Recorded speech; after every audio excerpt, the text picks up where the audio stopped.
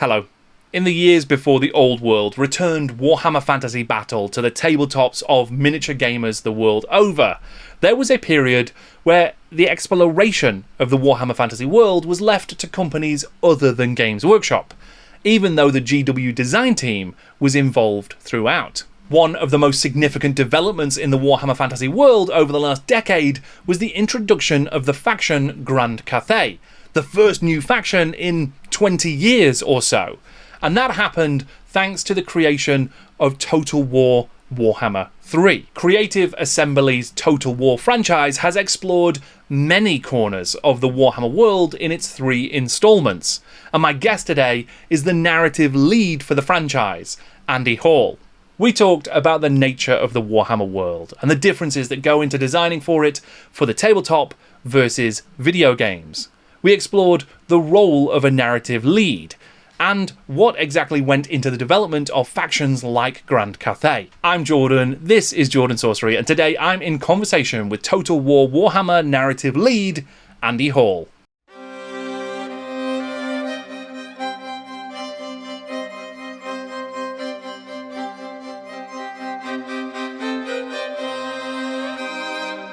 Andy, thank you so much for joining me. It's great to have you here. We're going to be talking about your career and your work on a number of different video games and developing the Warhammer world in the digital space and moving things forward. I guess the best place to start might be with the beginning of your journey. How did you become a fan of Warhammer in the first place? Oh, that is a tale that will probably be familiar to a lot of people my age, which is 40 something. There was effectively 2 vectors, basically 2 friend groups, so to speak. There was my kind of school friends, one of which I'm still friends with to this day. He got Hero Quest for Christmas, and we started playing that, and instantly kind of fell in love with that. And then there was another friend who my family we would go on holidays with. He sadly passed now, unfortunately. But I kind of first met him at Butlins in Skegness, and we were both the same age, and we were both that slightly, ooh, this is a bit weird, isn't it, Butlins? And he said, "Oh, do you want to come to my caravan? I've got a load of white dwarfs in my tent." And I didn't even know what a white dwarf was at that point, but I was intrigued. And he had about a collection of 100 odd white dwarfs that he'd. I think the first one I ever saw was 112, which had the big Crux Terminatus on the cover, kind of a famous issue. And we just spent the days kind of just sat in his kind of tented awning bedroom, just reading White Dwarfs, where like everyone else was walking around Butlins and stuff, and I was kind of, "Oh, you're going to come and go in the swimming pool?" I was like, "No, I'm just going to read this awesome new magazine I found."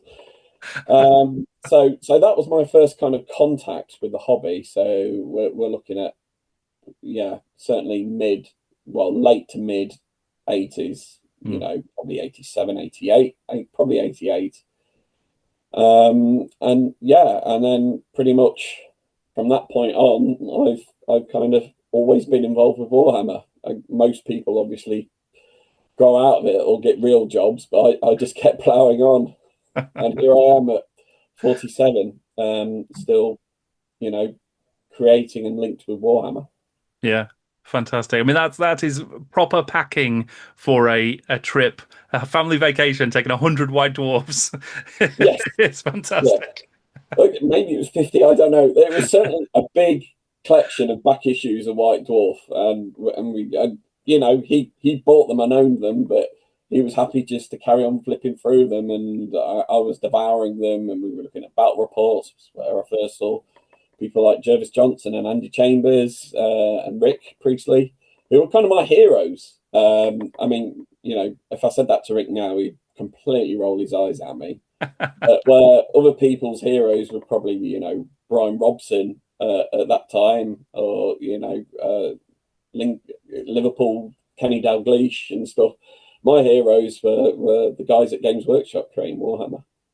Yeah. Yeah, and I think probably more people than one might expect see those folks as heroes, right? Because they were Yeah, creating these incredible worlds that people did fall in love with and have led to, so many careers. I mean, I can see the collection behind you of yeah. just, all this amazing stuff.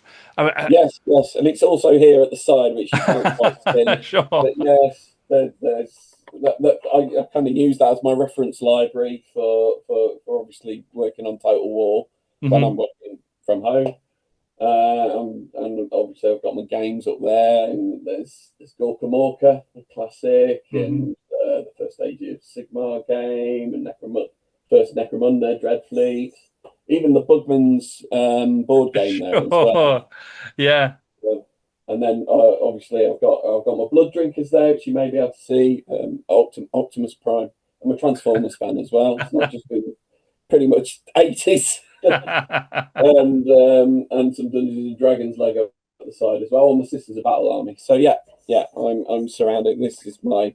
I mean, my wife wants it to return it back to being a dining room, but it's my law study, nerd study. This is an important space. That's a library of proper history right there. Like you say, It proper is. reference stuff as well.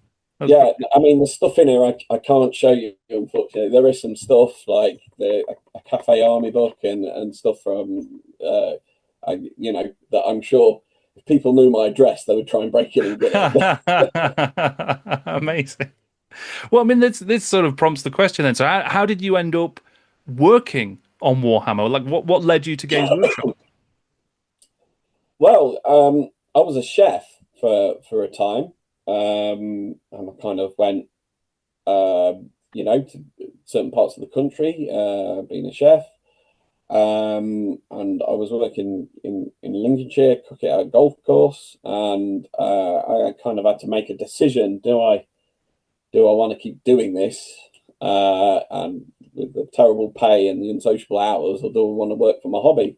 So I applied to be like a shop manager at Games Workshop, and I didn't get it, and I refused to be let go. So I was talking to the guy. It was the recruiter at Games Workshop at the time, and I just said, "Give me a job." So he sent me to mail order, where I was a mail order troll, because that's what we were called in those days. Hmm. And there, and I met loads of guys there, and I moved from Lincolnshire to Nottingham, so just across the county, not far. And was getting up incredibly early in the mornings. And effectively, this would be the late 90s at this point. Yeah, yeah, I joined in 97. Crazy.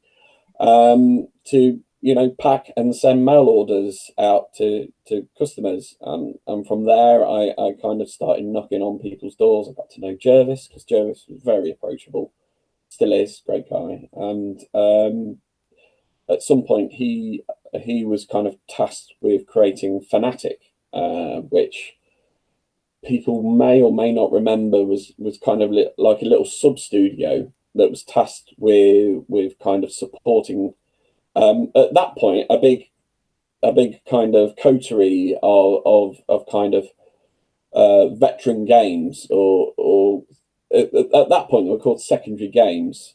Hmm. And we changed that to specialist games because we didn't want that kind of secondary, is redundancy kind of label. And yeah, and Jervis remembered this keen young guy from mail order, and he gave me a chance, and luckily I grasped it with both hands. And then at Amazing. that point, I was kind of sucked into the studios, and yeah, never looked back. That must have been really, really fun because Fanatic, like you say, at that time, it was creating specialist game content, wasn't it? It was keeping alive games Yeah, like Epic and I mean, there was even some Warhammer Quest content. There was More Time, it was. Yeah, Necromunda, Blood Bowl, loads of stuff. All of these like classic, like you say, not the main core games, but all of the other games that had been sort of created over a lot of the stuff from the 90s and the early 2000s. So, I mean, what yeah. was it like working in Fnatic at that time? It was kind of crazy. We were kind of young guys, under the auspice of Jervis. He was a great boss. And we, it's fair to say, we got a bit of a reputation of being these reprobates, and we were deep in what is now the Lenton HQ. Yeah, we got a reputation of being kind of these crazy guys. We would play stupid pranks on each other, hiding like milk in each other's drawers. Kind of out of control for a while, actually. You know, we ran town crier, we putting, you know, silly jokes in town crier and stuff. And we did need reining in at some point. Jervis had to kind of tell us off and rein us in. And there's people, you know, who the very recent White Dwarf editor Matt Keefe was part of that kind of clan at the time. Obviously, Lyle runs White Dwarf now, but previous to him, it was Matt Keefe. And people may remember Steve Hambrook, who used to run kind of Warmaster magazine. Again, another fantastic friend who's no longer with us. Yeah, it was a great time, but it's a very creative time as well. We weren't just getting in trouble. We were, you know, we were trying our best with not a massive budget to continue to support the games. That previous to Fnatic, there was a kind of almost a fire and forget kind of mentality. Get the game out, you know, give it a 6-month print run, and then move on to the next one. But what Workshop kind of figured out was that, you know, they made these great, fantastic games. People wanted to keep playing them. So they tasked Jervis with, you know, supporting those player communities, and I think we did a really good job for a few years. Yeah, some fantastic content and still much loved content, I think, that was coming out of Fnatic. I mean, do you recall anything? Because obviously it came to an end, Fnatic, and sort of, Yeah. you know, all of those different separate magazines that had been created were all consolidated into a single Fnatic magazine. Yeah. I've got a complete collection of Fnatic magazine here, actually. Right. Yeah, these are quite valuable now, I'm told. You know, Sure, yeah. Fnatic magazine, and I was the editor. So I was kind of tasked with looking after that, and I was running Blood Bowl and Inquisitor. And then, yeah, that's Fnatic Magazine 1. Fantastic. And then the other guys in the team were kind of game system champions, or yeah, it was champions. Jervis kind of branded us. So I was like running Blood Bowl for a good few years, and I kind of set up like a tournament network.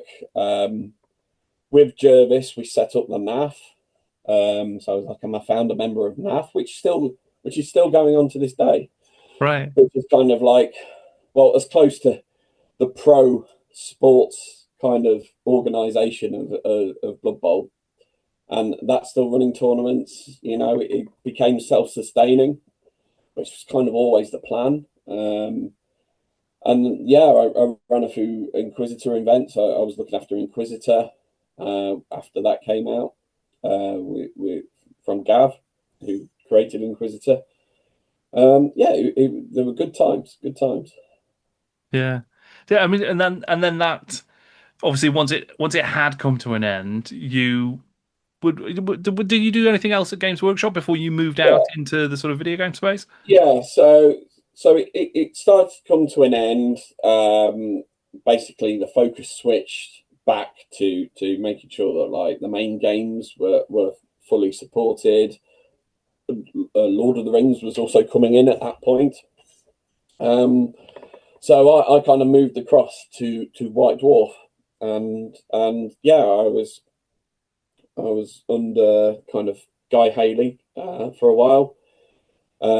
He was the editor at that point, and then Mark Latham took over. Both guys I still work and chat with now, and actually game with. We game most Wednesdays with Gav, Thorpe, and a few others.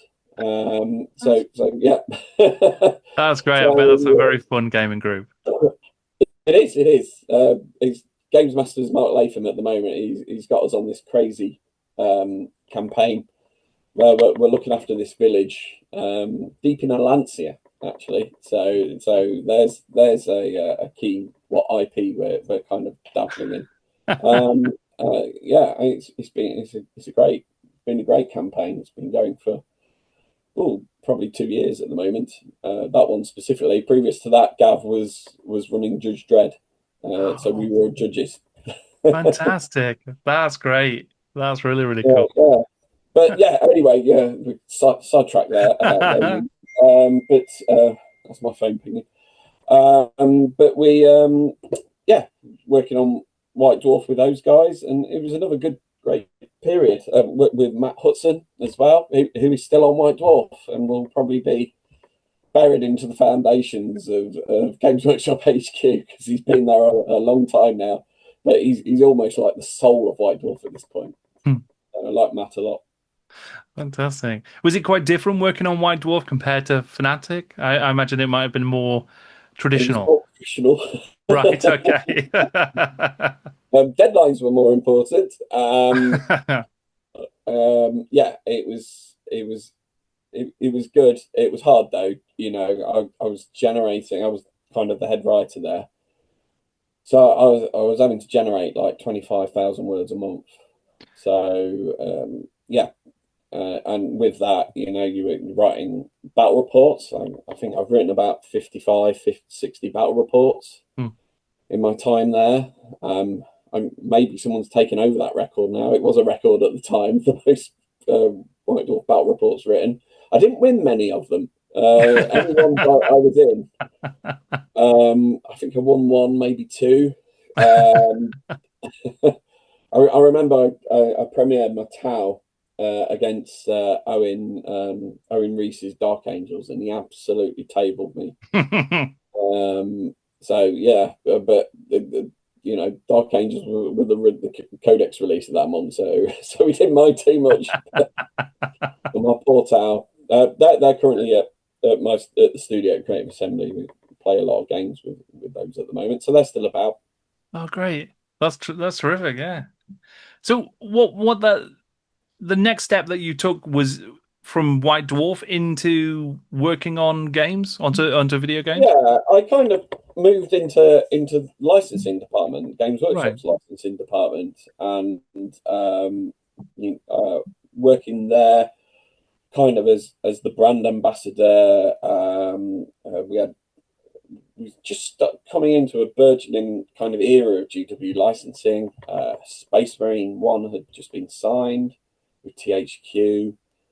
And we had a big board game license with FFG, Fantasy Flight Games. And there was like we're talking kind of 2012-ish at this point. So you had these mass kind of the Apple Store blown up. So we had lots of kind of young developers and small teams. A lot of them based down south, where I am now, kind of in the Guildford area, for instance. And they were you know, coming to us with licenses and stuff, and we were, you know, giving them their chance, and there was a fair few games, so I was helping look after those, making sure they were IP compliant, making sure dwarfs didn't fly, or you know, the elves didn't grow beards, that kind of stuff. But you know, all these guys that were working on those Warhammer games, they were fans themselves, so they wanted it to be authentic.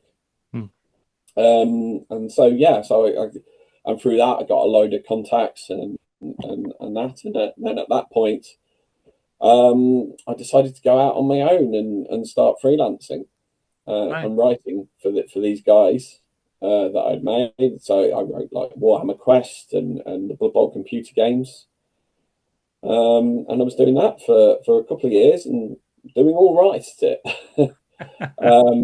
because Workshop would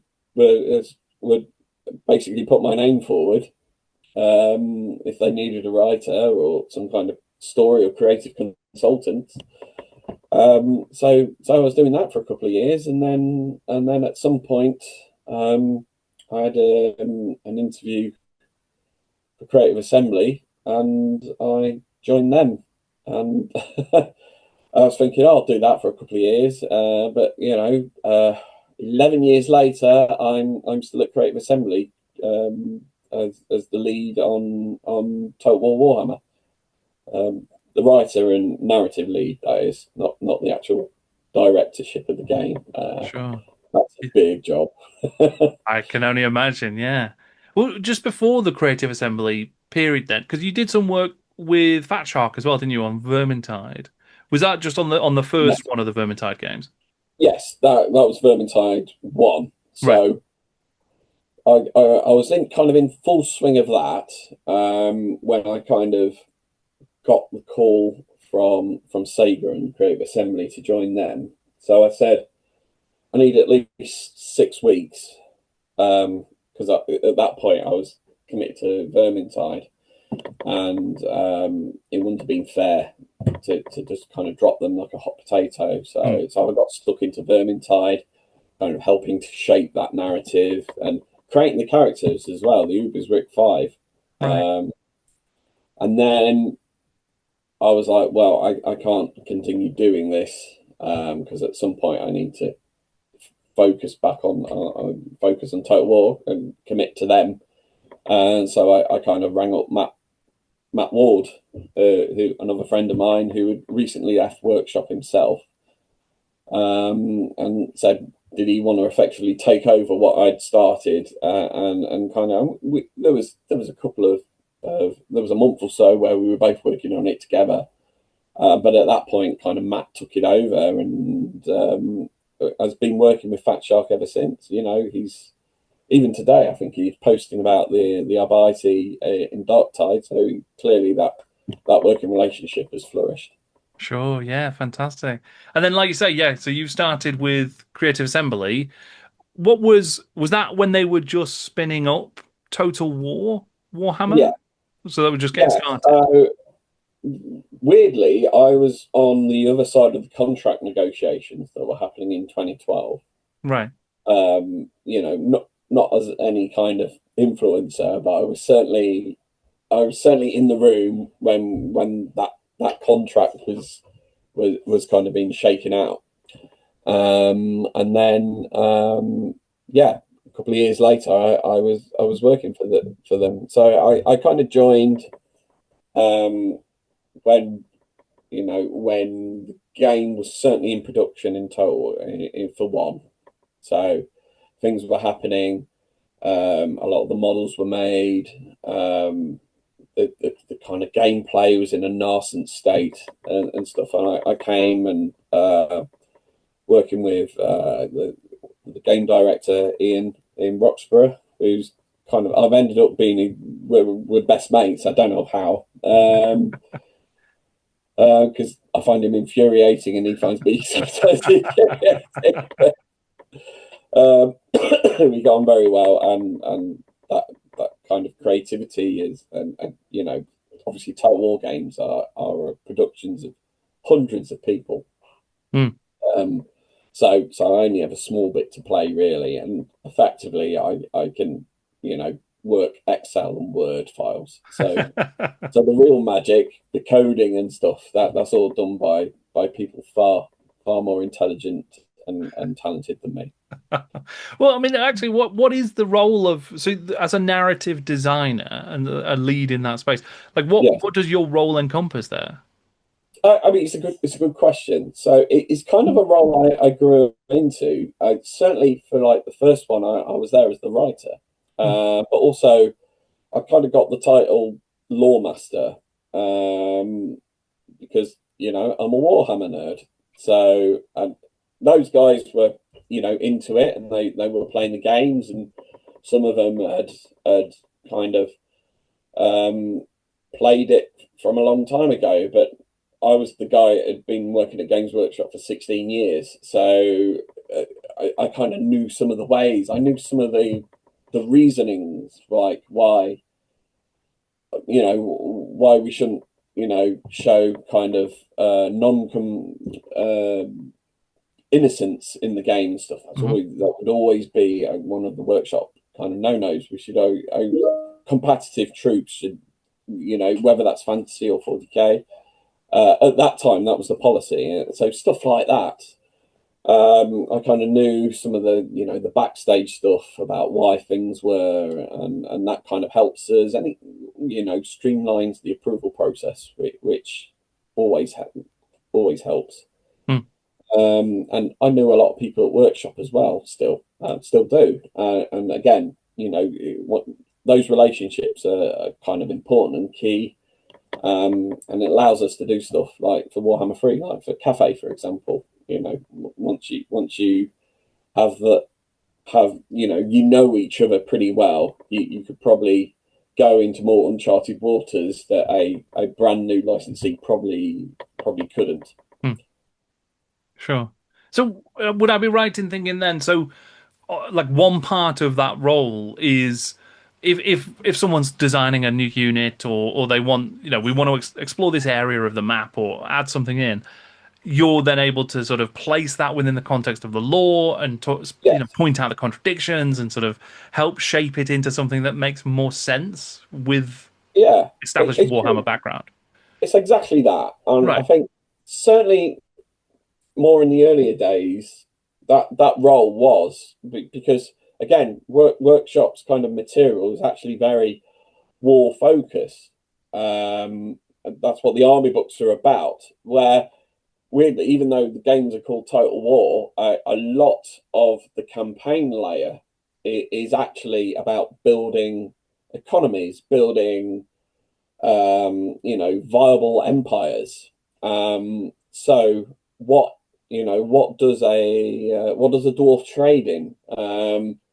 Do they have windmills? Um, what are the top kind of shares or market or tradable goods in the empire? Not necessarily covered in the Empire Army book, and that's kind of the stuff I was trying to figure out. Also, workshops material is very much the written word and miniatures, obviously plastic miniatures, but that all those miniatures are shot in aspect. They're obviously in one certain pose. So a lot of my work has been with animators over the years, trying to kind of work out actually this ogre has to move. How does he move? Kind of thing. Especially back in the kind of early to mid 20 teens, where I know now, there's so many fantastic Warhammer and 40k video games that is quite prevalent. But back in 2014, 2015, it wasn't so much there. So it was kind of working out how do these models move? How does a high elf kind of saunter kind Mm. of thing, or even charge? Also, what do they sound like? And what are their lines? So I wrote loads and loads of scripts, kind of, especially for Warhammer 1 and Warhammer 2 and Warhammer 3, to be honest. What other things Bellacor's got to say? What are 20 move lines for Bellacore, and kind of figuring out that kind of stuff. I think as my roles evolved into less of a writer and more a narrative designer, it's more about what is the grand narrative we're trying to tell. What what are the race implications? How are they getting on? And what kind of diplomacy should we have, or if any, kind of thing, and giving and guiding the writers that are taking on these mammoth scripts. And I tell you, a Total War script is a mammoth bloody script. They are big. They're like Sure, yeah. 15 to 1600 lines a lot of the time. And that is literally because you will need, like you say, 20 lines for clicking on Be'lakor and moving him. Yes, And then I'm guessing you need the same again for making contact with the enemy, and the same again for getting yes, injured, and so it absolutely. must compound, and you end up with huge volumes of lines for every single unit, right? Yeah, absolutely. And also, you have to have 10 lines for Malkif in the snow. So there's like a Total War kind of subreddits and stuff. There's a line, Malkif doesn't like snow. I didn't write that. That was my friend Kate. But it comes to a point, even a writer is like, there's only so many times Malekith can talk about snow. So you get some of these like, but they're kind of fun in themselves because they turn into kind of memes, and the Total War community kind of embraces them, like summon the elect accounts, which is kind of a famous slogan for Karl Franz that, I just dotted out one day, didn't think it would turn into this big meme itself. Sure. And then the sort of one of those other aspects that you mentioned there is really fascinating, I imagine, because like you say, you're literally adding a new dimension. Because yes, things have been 3D, we've had models, and there's art, and there's lots of written material, but the movement and even beyond the movement of an individual ogre or elf, what you were saying about actually adding that extra depth to how does an empire city actually work? How does an empire operate? Yes, The fundamentals. I mean, that like, what are you drawing on in order to start building that kind of stuff up? I think you're drawing on like your experience, but you're also, I think a lot of the time, a lot of these licensees that they will literally go back to workshop at every stage. Is this right? Is this right? Where I was kind of there, I was working on the Citadel Journal and in White Dwarf, and for a time in the actual design studio itself. You just go, oh, I'll just make it up. Um, ask for forgiveness, not permission. Um, and then you obviously then go through the approval system, and they would either say no or yeah, that's about right. That's what we think too. So it comes from a kind of a gut instinct of just kind of immersing yourself into this setting since the 80s. Sure. So when you got to Total War Warhammer 3, you sort of alluded to it before. Obviously, there was a lot of excitement around the sort of additions or the areas that you were going to drill into that hadn't really been explored in as much detail before. I mean, Kislev had some stuff, but this was a real expansion of what Kislev was and how they fight, and then Cathay as well. I mean, I suppose could you talk a little bit about the brief going in? Like, what were the conversations you guys were having at Creative Yeah. Assembly that started that process? Well, we knew the game was top heavy. It was lopsided, just because of everything that had gone before. We were doing this was the big chaos game, and we knew, from player data and also just from our own kind of gut feelings and creative choices that there needs to be light with the dark. Players need to feel, that there needs to be, a kind of order faction to play, and we start with Kislev, and we realise, we need that wouldn't be enough. So, I just mentioned to Ian one day because I was living in Nottingham and kind of coming down the train to where Creative Assembly is based that we should, we need to talk about Cathay, and so we kind of Ian went yeah, and we rang up Games Workshop, and they agreed. This was a shock, really, Right. and then they started work for us. It all came from kind of the guys at Workshop, the creative team there, and yeah, they did us an absolute solid. Sure, yeah, because as I understand it, they basically built out a Cathayan army, right? They designed Yeah, it for the tabletop as a sort of first point of creation, and then gave yeah, that to you guys to work on for the game. yeah. So we're working on 8th edition army books because effectively 8th edition was the edition that was there when the first Total War kind of was released. So we said we kind of need an 8th edition version of Cathay. So, but a lot of these kind of factions have been marinating for 20, 25 years at that point. So Cathay had to get from a standing start to 8th edition. And to Games Workshop's credit and the design team's credit over there. They absolutely knocked it out of the park. Yeah. It's incredible stuff. I think they've created a really interesting faction, a lot of amazing designs. And then so they were giving you like completed designs for, like, say, a Sky Lantern, for instance, that's now available as a miniature. They were designing that and then giving that to you, and then Yeah, you guys yeah, were digitizing it.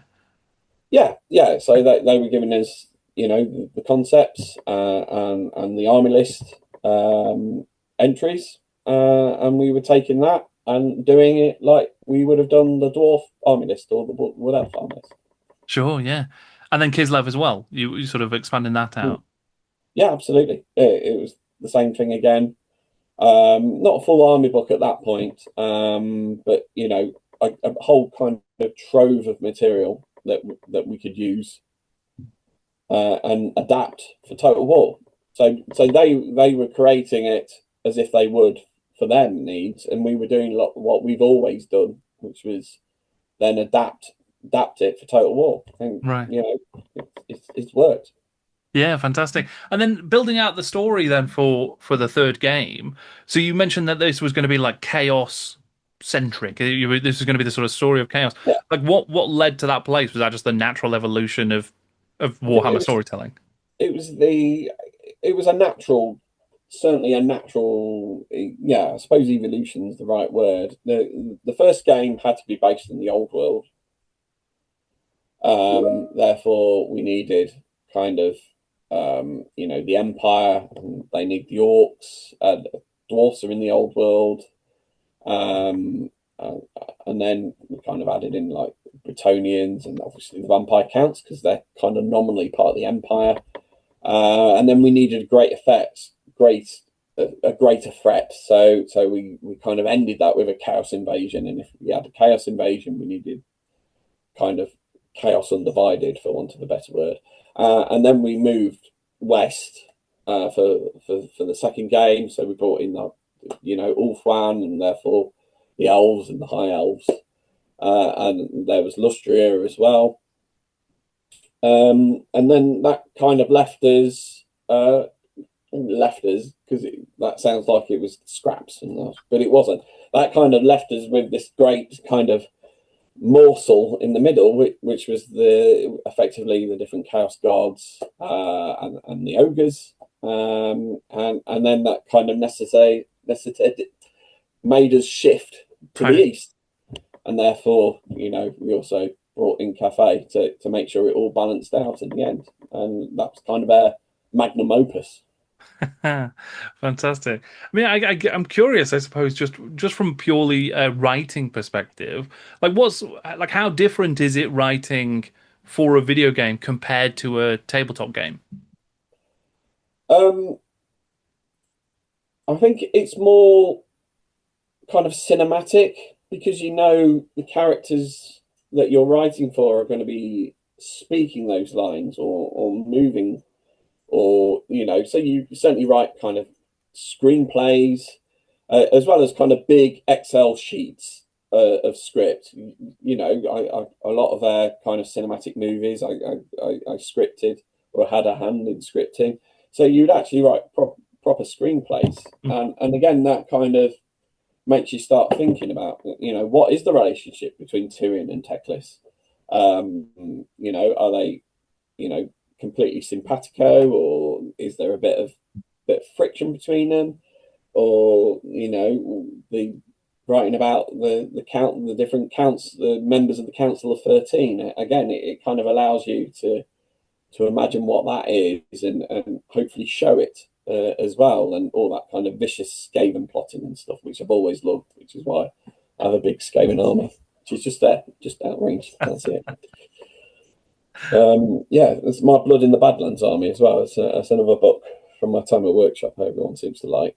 Oh, fantastic! Yeah, yeah. Quite towards the end of the edition, wasn't it? The eighth Yeah, edition. yeah. It was when that's the White Dwarf team to start making book production as well. So we kind of did this massive kind of campaign which we set up on the plastic Mighty Empires tiles, called Blood in the Badlands. So yeah, really good. Yeah, great stuff. Well, Yeah. You mentioned Excel sheets there. So is that like from a mechanical perspective, literally writing all of that dialogue? Is it done in Excel sheets? Like you've got all of these different options for. That's how I'm imagining it when you're doing all the branching dialogue. yeah. So I mean, we take the Excel files and put it into a database, and we have what we call keys, which are kind of a string, effectively a label that will go into the database, and that allows the game to pull the correct string at the correct time. Right. And you can write directly into the database, but that would be like writing in Notepad rather than kind of Word or Excel. So the writers and myself, we prefer writing in kind of Excel, where we can do a word count. We can obviously do a spelling check. Sure. Yeah, yeah, because I imagine that if you get some strange typos that then make their way into the recording booth where people are reading them out loud, and you just get some dialogue at that point. You can, yes. I guess that But prompts a further thought, actually, just around pronunciation of names and stuff like that. Is there like a style guide of like this is how this is pronounced? yeah, well, when I first joined, a lot of people would ask me, is it like Zinch or Zench? And I'm actually quite terrible at the pronunciations. I'm terrible at English pronunciation. So that's kind of always been my one weak spot. And I'm going to say it how you see it. But workshop in that time, they've got big kind of pronunciation libraries now. Right. So we use those, especially for like the newer words, the newer names of new characters that are coming out and stuff like that. Yeah, that makes a lot of sense.